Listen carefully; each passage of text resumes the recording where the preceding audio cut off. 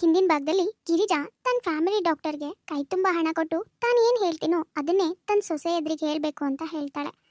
Doctor ರಮ್ಯನಿಗೆ ತನಗೆ ಮಕ್ಕಳಾಗಲ್ಲ ಅನ್ನೋ ವಿಷಯ ಹೇಳ್ತಾರೆ. ಪಾಪ ಡಾಕ್ಟರ್ ಹೇಳಿದ್ರಿಂದ ರಮ್ಯಾ ಕೂಡ ಅದು ನಿಜ ಅಂತಾನೆ ನಂಬ್ತಾಳೆ. ಗಿರಿಜನ ಉದ್ದೇಶ ಬೇರೆ ಏನೂ ಆಗಿರಲ್ಲ. ಇವಾಗ ಬಂದಿರೋ ವರದಕ್ಷಿಣೆನೂ ತನ್ನ ಮನೇಲೇ ಉಳ್ಕೋಬೇಕು, ಹಾಗೆ ನೆಕ್ಸ್ಟ್ ಬರೋ ವರದಕ್ಷಿಣೆನೂ ನಿಧಾನವಾಗಿ ತನ್ನ ಮನೆಗೆ ಬರಬೇಕು, ಎಲ್ಲ ಆಸ್ತಿ ಅಂತಸ್ತು ಎಲ್ಲನೂ ತನ್ನ ಹತ್ರನೇ ಉಳ್ಕೋಬೇಕು ಅನ್ನೋ ದುರುದ್ದೇಶ ಇರುತ್ತೆ. ಹಾಗಾಗಿನೇ ಇವಾಗ ಮೊದಲನೇ ಸೊಸೆನ ತನ್ನ ಮನೇಲೇ ಇಟ್ಕೊಂಡು ಮಗನಿಗೆ ಎರಡನೇ ಮದುವೆ ಮಾಡೋ ತಯಾರಿ ಮಾಡ್ತಿದ್ದಾಳೆ. ನಾನು ಅಂದ್ಕೊಂಡಿರೋ ಹಾಗೆ ನನ್ನ ಸೊಸೆನ ಇದೇ ಮನೇಲಿ ಬಿಟ್ಕೊಂಡು ಅವಳ ಕೆಲಸದವಳಾಗೆ ನೋಡಿಕೊಂಡು ನಾನೀಗ ಮಗನಿಗೆ ಎರಡನೇ ಮದುವೆ ತಯಾರಿ ಮಾಡ್ತಿದ್ದೀನಿ.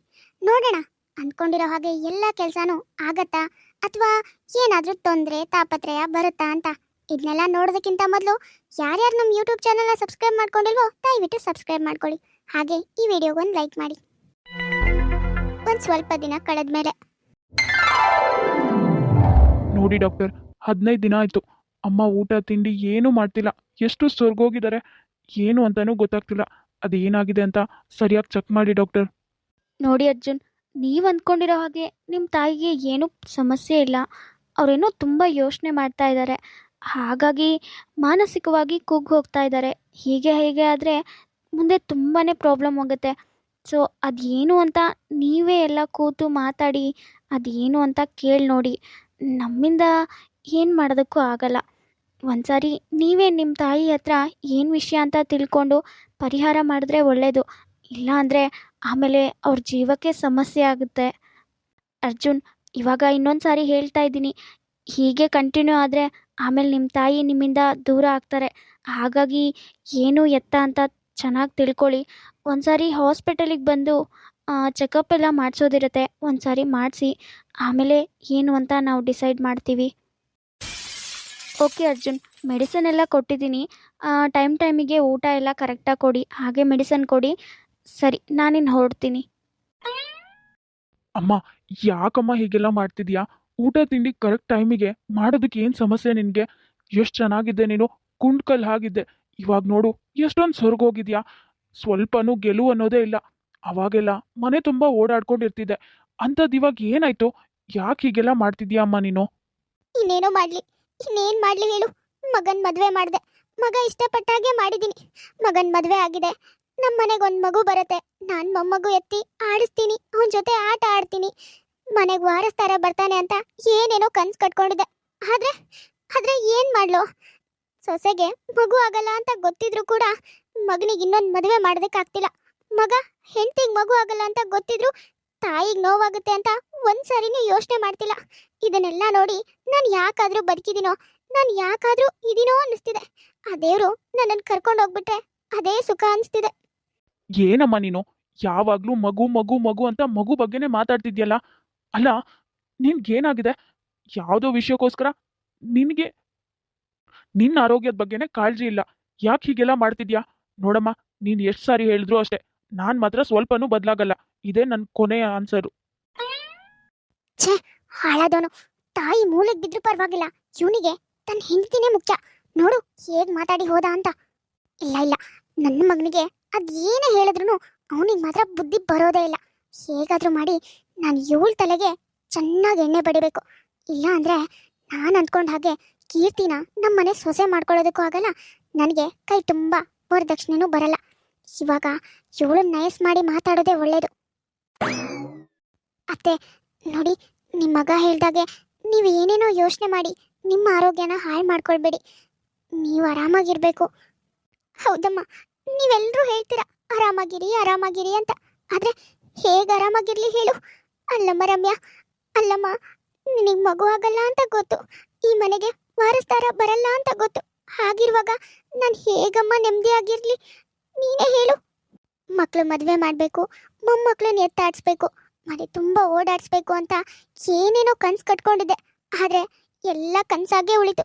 ಅದಕ್ಕೇನೆ ನನಗೆ ಊಟ ತಿಂಡಿ ಏನೂ ಸೇರಲ್ಲಮ್ಮ. ಹೀಗೆ ನನ್ನ ಪ್ರಾಣ ಪಕ್ಷಿ ಹಾರೋದ್ರೆ ಅಷ್ಟೇ ಸಾಕು ಅಂತ ಬೇಡ್ಕೋತಾ ಇದ್ದೀನಿ. ಅಯ್ಯಯ್ಯೋ, ಯಾಕತ್ತೆ ಹೀಗೆಲ್ಲ ಮಾತಾಡ್ತೀರಾ? ನೀವು ಹೀಗೆಲ್ಲ ಮಾತಾಡಬೇಡಿ. ನಿಮ್ಮ ಮಾತು ಕೇಳಿಸ್ಕೊಂಡು ನಾವು ಹೇಗೆ ನೆಮ್ಮದಿಯಾಗಿರೋದಕ್ಕಾಗತ್ತೆ ಹೇಳಿ? ನನ್ನ ಮಾತಿಂದ ನಿಮಗೆ ಬೇಸರ ಆಗುತ್ತೆ, ಆದರೆ ನಿಮ್ಮ ಮಾತಿಂದ ನನಗ್ ಬೇಸರ ಆಗುತ್ತೆ ಅಂತ ಮಾತ್ರ ಅರ್ಥ ಆಗಲ್ಲ ಅಲ್ವಾ ನಿಮ್ಗೆ? ಅಲ್ಲಮ್ಮ, ನನ್ನ ಮಗನ್ ನೆಮ್ಮದಿ ಎಲ್ಲಾನು ಹಾಳಾಗತ್ತೆ ಅಂತ ಗೊತ್ತಿದ್ದು ನಾನು ಹೇಗ್ ನೆಮ್ಮದಿಯಾಗಿರ್ಲಿ ಹೇಳು? ನೀನೇ ಯೋಚನೆ ಮಾಡು. ನೀನ್ ಪ್ರೀತಿ ಮಾಡಿ ಮದ್ವೆ ಆಗಿರೋ ಹುಡುಗ, ಅವನಿಗೆ ವಾರಸ್ದಾರನೇ ಇಲ್ಲ, ಮುಂದೆ ಅವನ ಜೀವನನೇ ಹೇಗ್ ಸಾಗಿಸ್ತಾನೆ? ನೀನೇ ಯೋಚನೆ ಮಾಡಮ್ಮ.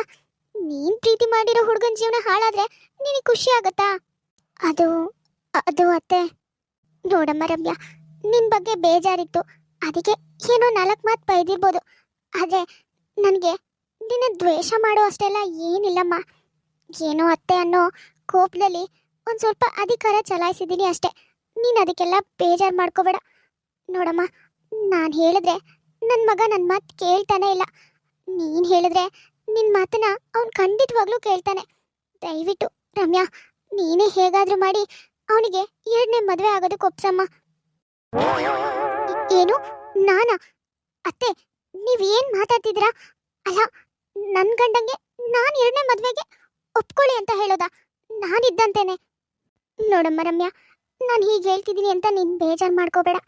ನೋಡು, ನಾವು ಪ್ರೀತಿ ಮಾಡೋರು, ನಮಗೇನೋ ತೊಂದರೆ ಇದೆ ಅಂದ ಮಾತ್ರಕ್ಕೆ ಅವರು ನಮ್ಮ ಜೊತೆಗಿರ್ಬೇಕು, ಅವ್ರ ಜೀವನನೂ ಹಾಳು ಮಾಡ್ಕೋಬೇಕು ಅಂದ್ಕೊಳ್ಳೋದು ಯಾವ ಥರ ಸರಿ ಹೇಳು? ನಾವು ನಮ್ಮ ಜೀವನ ಹಾಳು ಮಾಡ್ಕೊಂಡ್ರೂ ಪರವಾಗಿಲ್ಲ, ನಾವು ಪ್ರೀತಿ ಮಾಡೋರ ಜೀವನ ತುಂಬಾ ಸುಖವಾಗಿರ್ಬೇಕು ಅಂತ ತಾನೇ ಯೋಚನೆ ಮಾಡಬೇಕು. ಇವಾಗ ನಿನಗೆ ಮಗು ಆಗಲ್ಲ ಅಂದ ಕಾರಣಕ್ಕೆ ಪಾಪ ಅವನ ಜೀವನ ಯಾಕೆ ಹಾಳಾಗಬೇಕು ಹೇಳು? ಇನ್ನೊಂದು ಮದುವೆ ಆಗಿ ಅವನ ಗಂಡ, ಅವನ ಹೆಂಡತಿ, ಮಕ್ಕಳು ಎಲ್ಲರ ಜೊತೆ ಸಂತೋಷವಾಗಿರ್ಬೋದಲ್ವಾ? ಇವಾಗಿನ ಕಾಲದಲ್ಲಿ ನಮ್ಮ ಹೊಟ್ಟೆಲಿ ಹುಟ್ಟಿರೋ ಮಕ್ಕಳೇ ನಮ್ಮನ್ನು ನೋಡ್ಕೊಳ್ಳಲ್ಲ. ಹಾಗಿರುವಾಗ ಬೇರೆ ಯಾರ್ದೋ ಮಕ್ಕಳು ನಮ್ಮನ್ನ ತಂದೆ ತಾಯಿ ಅಂತ ಸ್ವೀಕರಿಸಿ ಜೀವನ ಪೂರ್ತಿ ನೋಡ್ಕೋತಾರೆ ಅನ್ನೋದು ಅದು ನಮ್ಮ ಭ್ರಮೆ ಅಲ್ವಾ? ನನಗೂ ಮೊಮ್ಮಕ್ಕಳನ್ನ ಎತ್ತಾಡಿಸ್ಬೇಕು, ಅವ್ರ ಜೊತೆ ಇರಬೇಕು, ಮಾತಾಡಬೇಕು ಅಂತೆಲ್ಲ ಆಸೆ ಇದೆ. ದಯವಿಟ್ಟು ದಯವಿಟ್ಟು ಇದೊಂದು ಕೋರಿಕೆ ನೆರವೇರ್ಸಮ್ಮ. ನಿನ್ನ ಗಂಡಂಗೆ 2ನೇ ಮದುವೆ ಮಾಡಿಸು ಅಂತಿದ್ದೀನಿ ಅಂತ ನೀನು ಈ ಮನೆ ಬಿಟ್ಟು ಹೋಗು ಅಂತ ಹೇಳ್ತಿಲ್ಲಮ್ಮ. ನಿನ್ನ ಗಂಡಂಗೆ 2ನೇ ಮದುವೆ ಮಾಡಿಸು, ನೀನು ಅವನ ಜೊತೆ ಸುಖವಾಗಿ ಇರು ಅಂತ ಹೇಳ್ತಾ ಇರೋದು. ಗಂಡಂಗೆ 2ನೇ ಮದುವೆ ಆಗಿರೋ ಕಾರಣಕ್ಕೆ ನೀನು ಮನೆ ಬಿಟ್ಟು ಹೋಗಬೇಕು, ಅವನ ಪ್ರೀತಿಯಿಂದ ದೂರ ಹೋಗಬೇಕು ಅಂತೇನಿಲ್ಲ. ನೀವಿಬ್ರು ಕೂಡ ಆಮೇಲೆ ಚೆನ್ನಾಗೇ ಇರ್ತೀರಾ, ನಿನಗೂ ತಾಯಿ ಸ್ಥಾನ ಸಿಗತ್ತೆ. ಅದಕ್ಕೆ ಒಂದ್ಸಾರಿ ಯೋಚನೆ ಮಾಡಮ್ಮ. ರಮ್ಯಾ, ಇದೊಂದು ನಡ್ಸ್ಕೊಡಮ್ಮ. ನಿನ್ನ ಕಾಲಿಗೆ ಬೇಕಾದ್ರೂ ಬಿದ್ದುಬಿಡ್ತೀನಿ. ದಯವಿಟ್ಟು ದಯವಿಟ್ಟು ಇದೊಂದು ನಡ್ಸ್ಕೊಡು. ಅಯ್ಯೋ ಅತ್ತೆ, ಹೀಗೆಲ್ಲ ಮಾತಾಡಬೇಡಿ. ಸರಿ, ನೀವು ಹೇಳ್ದಾಗೆ ನಿಮ್ಮ ಮಗನಿಗೆ 2ನೇ ಮದುವೆ ಮಾಡೋದಕ್ಕೆ ನಾನು ಅವ್ರ ಹತ್ರ ಮಾತಾಡ್ತೀನಿ. ನೀವೇನು ಚಿಂತೆ ಮಾಡಬೇಡಿ. ನನ್ನ ಜೀವನ ಹಾಳಾದ್ರೂ ಪರವಾಗಿಲ್ಲ, ಅವ್ರ ಜೀವನ ಸುಖವಾಗಿರ್ಬೇಕು ಅಂತಾನೆ ಬಯಸೋಳು ನಾನು. ನೀವು ಅದ್ರ ಬಗ್ಗೆ ಏನು ಚಿಂತೆ ಮಾಡಬೇಡಿ. ರಮ್ಯಾ ಮೊದಲೇ ಸಾಧು ಸ್ವಭಾವದವಳು. ತನ್ನ ಅತ್ತೆ ಹೇಳ್ದಾಗೆ ತಾನು ಪ್ರೀತಿ ಮಾಡಿ ಮದುವೆ ಆಗಿರೋ ಗಂಡನ ಜೀವನ ಸುಖವಾಗಿರ್ಬೇಕು, ನನ್ನ ಜೀವನ ಹಾಳಾದ್ರೂ ಪರವಾಗಿಲ್ಲ ಅಂತ ಅವಳು ಯೋಚನೆ ಮಾಡ್ತಾಳೆ.